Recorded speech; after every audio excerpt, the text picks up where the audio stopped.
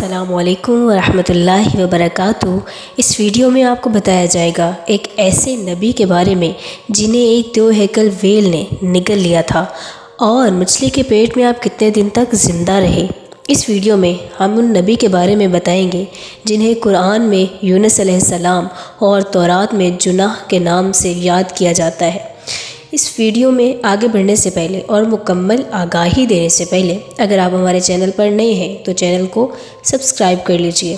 اس سے آپ کو تاریخی اور اسلامی ویڈیوز ملتی رہیں گی، جس کے ذریعے آپ کے علم میں اضافہ بھی ہوتا رہے گا اور انبیاء کرام کی بہترین زندگی کے بارے میں بھی پتہ چلتا رہے گا۔ تاریخ میں آشوری قوم ایک عظیم اور طاقتور قوم کی حیثیت سے جانی جاتی ہے، جس کا دارالحکومت آشور تھا۔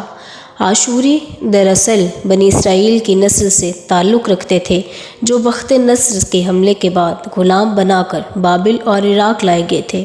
اس زمانے میں دریائے دجلہ کے کنارے نینوا نامی ایک چھوٹی سی بستی تھی۔ آشور کے کسی بادشاہ نے نینوا کے نام پر ایک مندر بنوایا۔ رفتہ رفتہ دوسرے بادشاہوں نے بھی مندر اور عمارتیں بنوانی شروع کر دی، اور ایک دور ایسا آیا کہ یہ چھوٹا سا علاقہ سلطنت آشوریہ کے نام سے مشہور ہو گیا اور عظیم الشان سلطنت میں تبدیل ہو گیا۔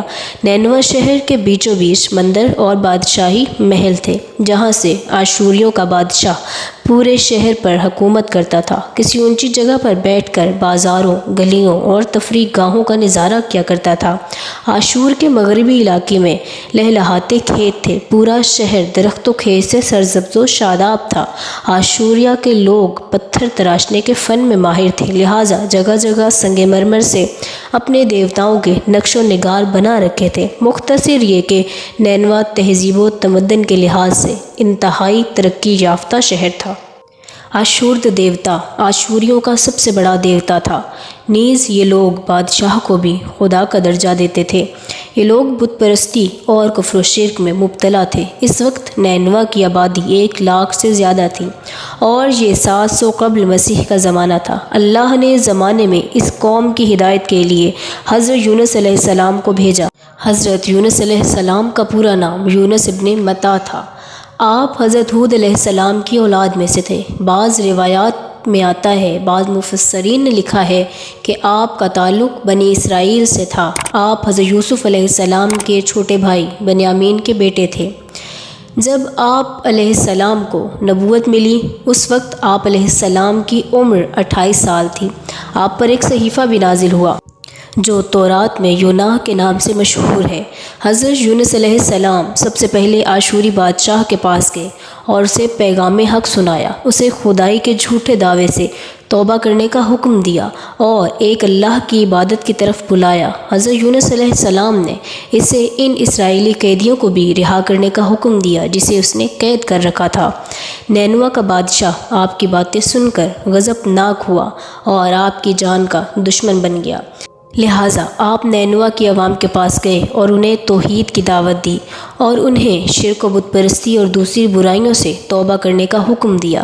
اہل نینوا نے ایمان لانے سے انکار کر دیا اور اللہ کے رسول کو جھٹلا دیا۔ اللہ کے رسول مسلسل اس کوشش میں رہے کہ اپنی قوم کو راہ ہدایت کی طرف لے آئے، بہت سمجھایا اور دعوت کے کام کو جاری رکھا۔ دیکھتے ہی دیکھتے 40 سال کا عرصہ گزر گیا، لیکن یہ قوم حضرت یونس علیہ السلام کا انکار کرتی رہی اور شرک پر ڈٹی رہی۔ نیز حضرت یونس علیہ السلام کو دھمکیاں بھی دی گئی کہ اگر آپ نے آشورد دیوتا کے خلاف کچھ بھی کہا تو ہم آپ کو قتل کر دیں گے۔ آخر کار حضرت یونس علیہ السلام اپنی قوم سے مایوس ہو گئے۔ جب ان کی سرکشی اور نافرمانی حد سے بڑھ گئی تو اللہ نے حضرت یونس علیہ السلام کو حکم دیا کہ لوگوں کو آگاہ کر دو، 3 دن کے اندر ان پر عذاب آنے والا ہے۔ لہٰذا آپ نے اہل نینوا کے سامنے اعلان کیا کہ اگر تم نے 3 دن کے اندر بت پرستی اور شرک سے توبہ نہ کی تو تم پر اللہ کا قہر نازل ہوگا اور پورا شہر تباہ و برباد ہو جائے گا۔ انہوں نے آپ کا مذاق اڑایا اور کہا، ہم تمہارے رب کی طرف سے عذاب کے منتظر رہیں گے۔ آپ کی قوم نے آپس میں مشورہ کیا تو اس بات پر سب کا اتفاق ہوا کہ یونس علیہ السلام کو کبھی جھوٹ بولتے ہوئے نہیں دیکھا، لہٰذا ان کی بات نظر انداز نہیں کرنی چاہیے۔ مشورے میں یہ بھی طے ہوا کہ اگر دیکھا جائے گا حضرت یونس علیہ السلام رات بستی کے اندر اپنے گھر میں ہی مکین رہے تو سمجھ لو کہ کچھ نہیں ہوگا، اور اگر وہ یہاں سے چلے گئے تو عذاب واقعاً نازل ہوگا۔ تو حضرت یونس علیہ السلام رات کو اس بستی سے نکل گئے۔ صبح ہوئی تو عذاب الہی کا سیاہ بادل دھوئیں کی شکل میں بستی والوں کے سروں پر منڈرانے لگا۔ جب وہ ان لوگوں کے قریب ہو گیا تو ان لوگوں کو یقین ہو گیا کہ اب وہ سب ہلاک ہونے ہی والے ہیں۔ دراصل حضرت یونس علیہ السلام اپنی قوم سے ناراض ہو کر چلے گئے تھے، مگر انہیں وہاں سے نکلنے کا حکم نہیں دیا گیا تھا۔ وہ لوگوں کو عذاب کی اطلاع دینے کے بعد اللہ کی اجازت کے بغیر اپنا علاقہ چھوڑ گئے تھے۔ آثار عذاب دیکھ کر عاشوریوں نے توبہ و استغفار کی، اللہ نے انہیں معاف کر دیا۔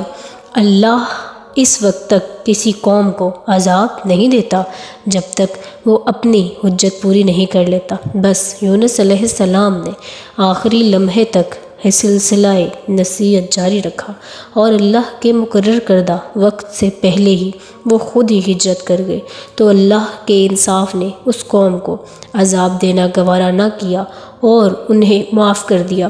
جب حضرت یونس علیہ السلام فرات کے کنارے پہنچے تو ایک کشتی کو مسافروں سے بھرا ہوا پایا۔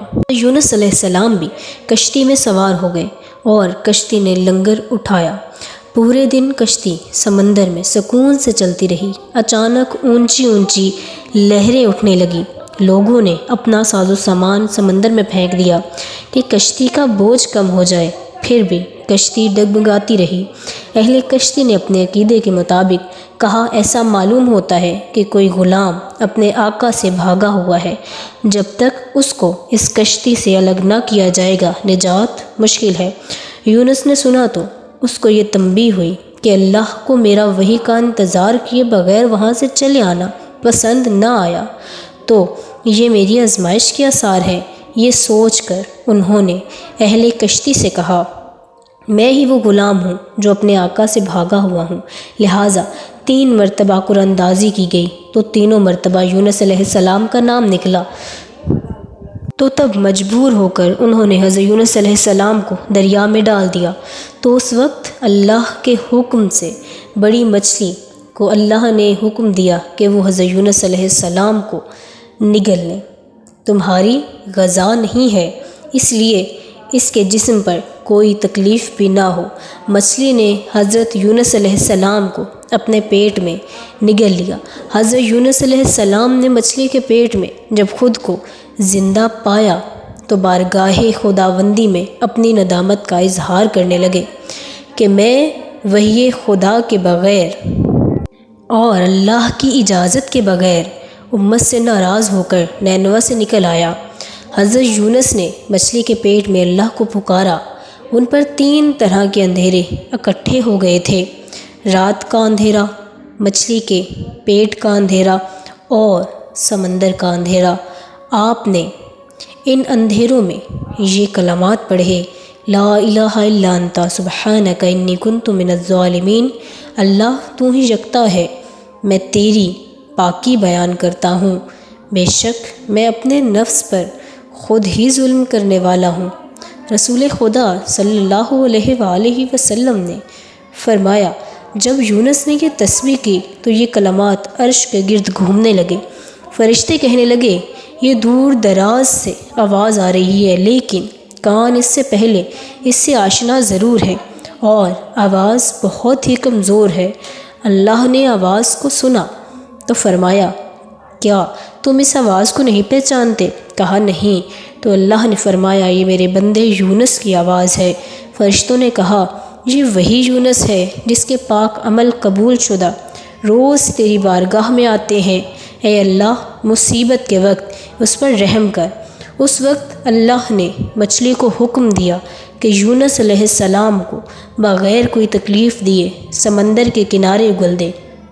روایات کے مطابق یونس علیہ السلام 40 روز تک مچھلی کے پیٹ میں زندہ و سالم رہے۔ اس کے بعد اللہ کے حکم سے مچھلی نے آپ علیہ السلام کو سمندر کے کنارے اگل دیا۔ مچھلی کے پیٹ میں رہنے کی وجہ سے آپ کا جسم ایسا ہو چکا تھا جیسے پرندے کا پیدا کردہ بچہ ہو، نہ اس کے جسم پر کوئی بال ہو اور اس کا جسم نرم و ملائم ہو۔